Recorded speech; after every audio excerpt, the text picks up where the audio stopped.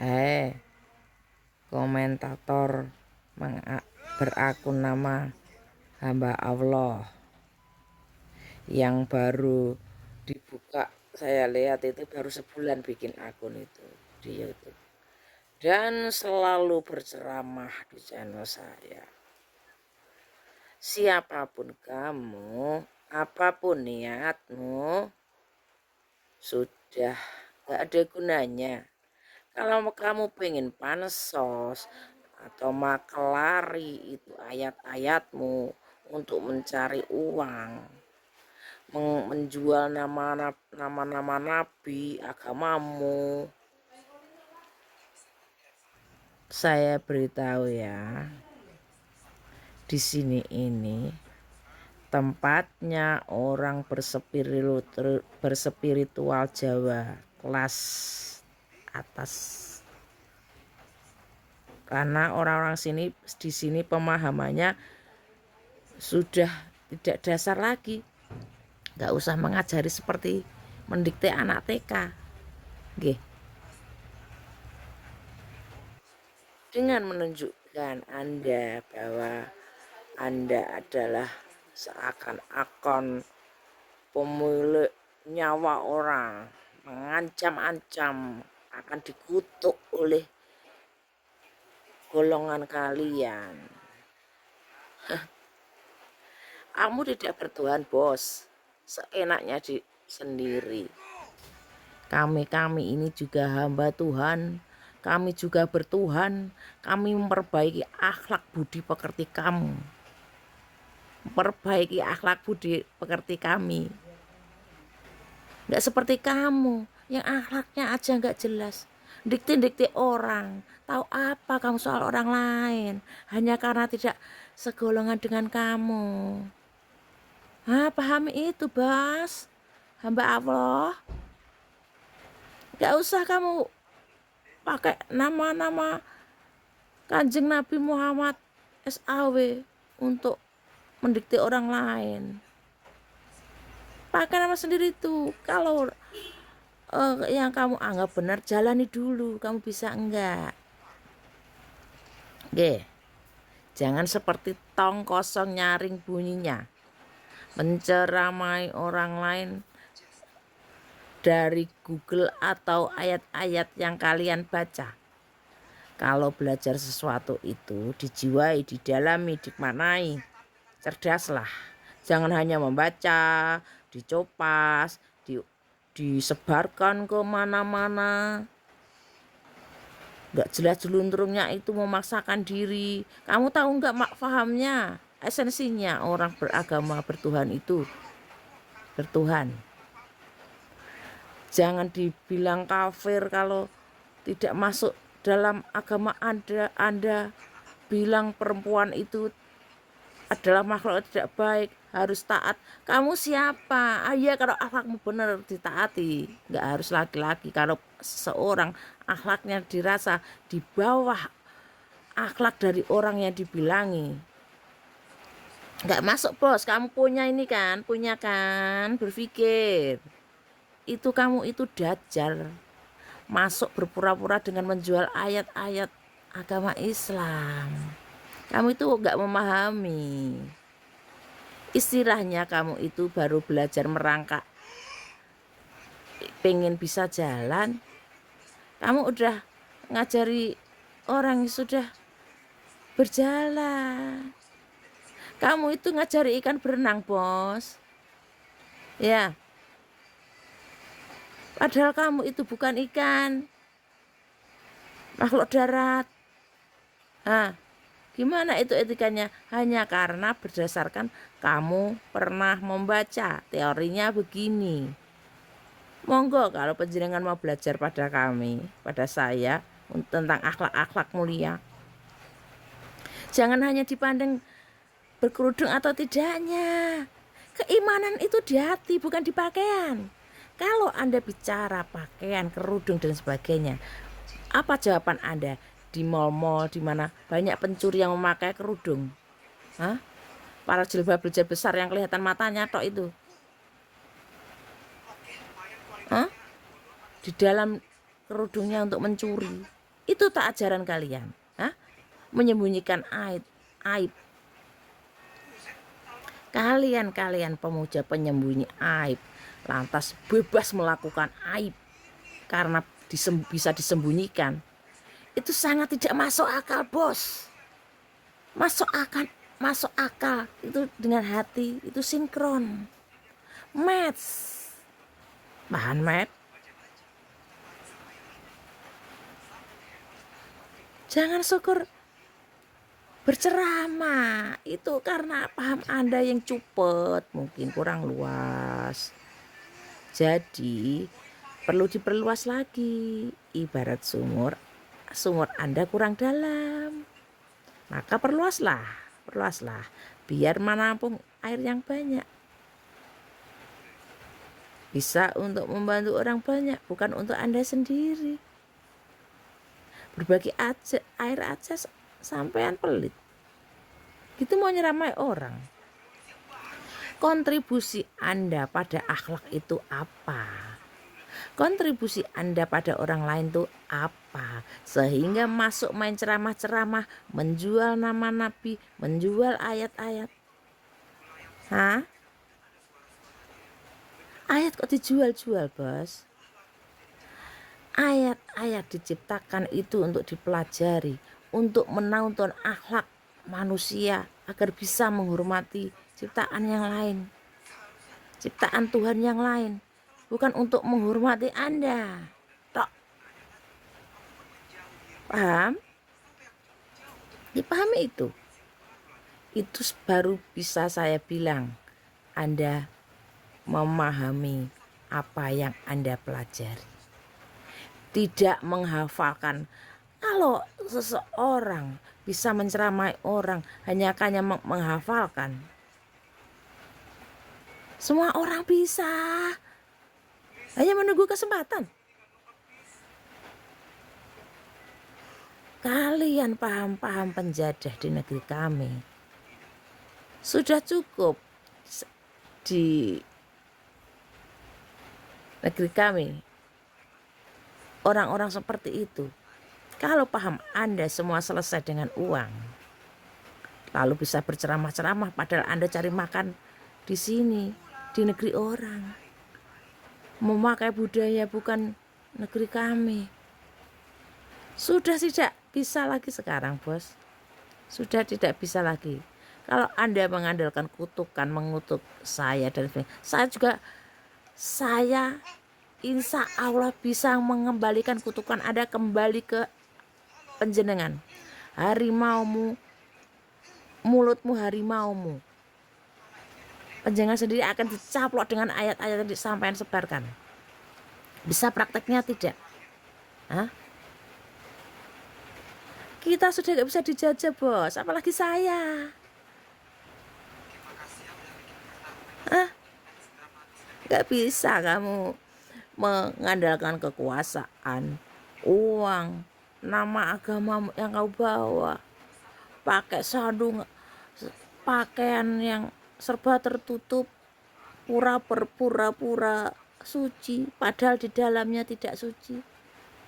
Hah? Sedikitlah cerdas, jangan merasa cerdas. Buatlah diri Anda terpilih, jangan merasa terpilih. Nggih? Merasa itu berat loh, tidak semuanya. Itu karena bisa GR, gede rasa. Sehingga mendorong Anda dijerumuskan oleh bisikan dajjal. Ya seperti Anda itu, penjual ayat-ayat, memaksakan diri, tidak menghormati keyakinan orang lain. Paham apa itu? Paham apa yang seperti itu? Dipahami nggih? Semoga panjenengan membaca unek-unek saya, membaca apa yang saya katakan, mau mendengarkan apa yang saya katakan, tidak hanya syukur ingin berceramah tanpa mengetahui isinya. Nggih.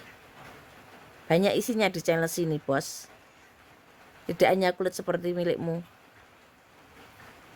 Nggih. Saya mengutamakan isi, bukan Saya berani mengatakan bahwa penyimak dongeng Larasni itu yang paling tidak 3 sampai 4 kali menyimak ke atas itu adalah orang-orang yang benar-benar mau melakukan perbaikan atas dirinya. Karena saya menjunjung tinggi kebenaran, tidak mencari para yang orang-orang mencabut pengakuan itu. Saya apa adanya mengatakan apa yang saya pelajari, mengajak para kesatria, para jiwa-jiwa terpilih Allah, mengajak dalam satu misi kebaikan, dalam satu peranannya terhadap alam. Gadoke balung pisah. Itu benar-benar seperti yang pernah saya katakan. Kita itu mata rantai, bukan sebuah rantai. Belum jadi rantai. Rantai itu gak hanya satu orang. Para jiwa-jiwa kesatria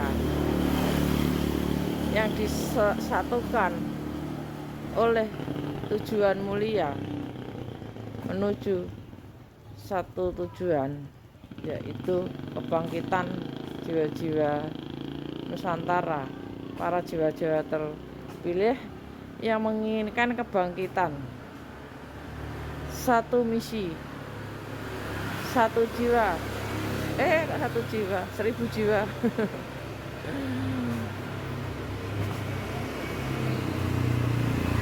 Meskipun jalan kita itu masing-masing, tidak ada yang satu arah, tapi tidak ada yang berjalan berdampingan dan bagaimana. Semuanya sendiri-sendiri, sederek. Semuanya. Karena spiritual itu masing-masing. Kalau menemui pengklikan, kita klik, kita akan bersatu. Itu pun nggak harus secara jiwa kita bersatunya, saudara. Rantai belum terlihat. Ada saatnya. Yang kami lakukan tidak promosi, karena kita berusaha merangkul, mencapai saudara-saudara sejiwa, satria Nusantara itu. Tidak hanya janji-janji yang mem-PHP, tidak menakut-nakuti, karena yang kita cari adalah ketulusan, kebenaran, kesejatian, guys, saudara. Berbeda dengan yang menakut-nakuti dosa, memberi harapan surga, itu palsu, saudara. Surga itu ya kita sendiri yang menciptakan. Surga itu ya Nusantara ini loh, saudara. Nusantara itu surga. Neraka kita ya niat kita yang tidak tulus, yang tidak sejati itu neraka itu. Niat-niat buruk, ingin menjahati orang, yang merugikan orang. Makanya saudara, jangan ditakut-takuti, karena neraka itu ya karma, surga ya karma. Akan mendapatkan karmanya masing-masing. Karma itu ada karma baik, ada karma buruk. Marilah kita belajar tentang kesejatian, ketulusan. Saudara, Anda pasti ingin surga kan? Karena di sana diceritakan yang indah-indah. Surga itu tempatnya di sini, di hati kita. Surga itu ya cinta itu, saudara. Apa yang orang cari? Misalkan harta, tahta, cinta. Semua biasanya ada yang berpandangan banyak, bahkan cinta akan teraih, sebagainya teraih. Kalau kita mempunyai kedudukan, mempunyai harta, kita tidak sadar harta kita itu ya cinta itu sederek. Karena tujuan akhirnya apapun yang dicarinya, kalau sudah mencapai puncaknya, pada akhirnya kita akan mencari cinta dan kasih sayang. Akhirnya misalkan orang yang biasa gagal cinta, gagal asmara misalkan, berpikir akan mudah mendapatkan cinta kalau kita punya harta. Salah Anda, saudara. Kalau Anda mendapatkan cinta, menurut Anda cinta itu didapatkan karena punya harta, didapatkan ya orang yang tidak punya cinta, yang butuhnya harta. Orang yang ingin mendapatkan cinta, yang orang yang punya sama-sama punya cinta, orang akan mendapatkan kasih sayang. Ya karena dalam diri kita ada kasih sayang. Surga itu ya kasih sayang dan cinta itu loh, saudara. Tidak ada yang bisa melebihinya. Kasih sayang Tuhan, kasih sayang alam, cinta Tuhan, cinta alam. Nah, karena cinta dan kasih sayang itu kita akan membimbing kita menuju jalan yang kita inginkan. Begitu, jangan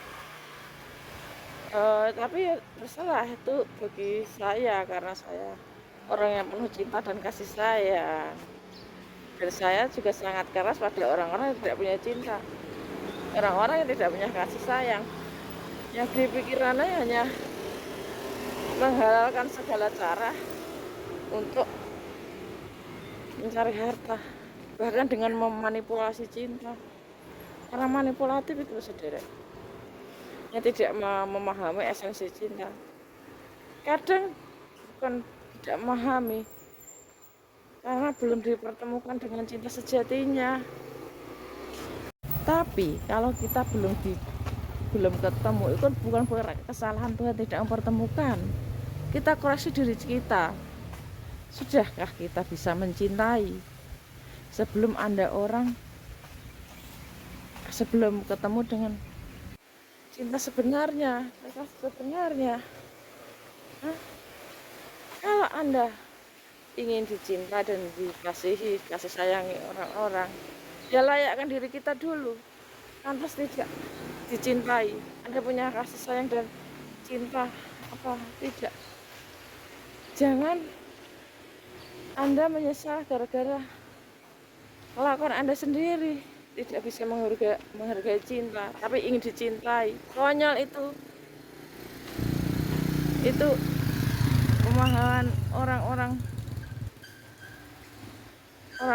yang belum nggak pahit kopinya itu. Saya suka dari seperti Sujiwo Sudjojo itu. Jangan cinta tidak seajeng itu gitu. Maunya dikejar cinta, padahal kita tidak pernah menginginkan cinta. Kalau Anda ingin dicintai orang, segera ketemu orang. Ya, cintai orang lain, cinta. Jangan hanya minta cinta yang mencintai Anda. Begitu, berpikirlah cerdas. Egois itu memperbodoh. Ya. Cinta memang buta, tapi tidak bodoh. Ya. Karena bisa melihat dengan mata hati. Kalau cinta berdasarkan materi, sudah Anda tidur saja. Jadi kupu-kupu atau jadi yang Anda tukar dengan materi. Tidak seperti itu, saudara. Hakikatnya cinta adalah memberi, tidak meminta. Sebab cinta tidak pernah meminta. Dalam cinta ada kepercayaan. Mengatakan sederek nggih. Mugi rahayu penaringan selamat.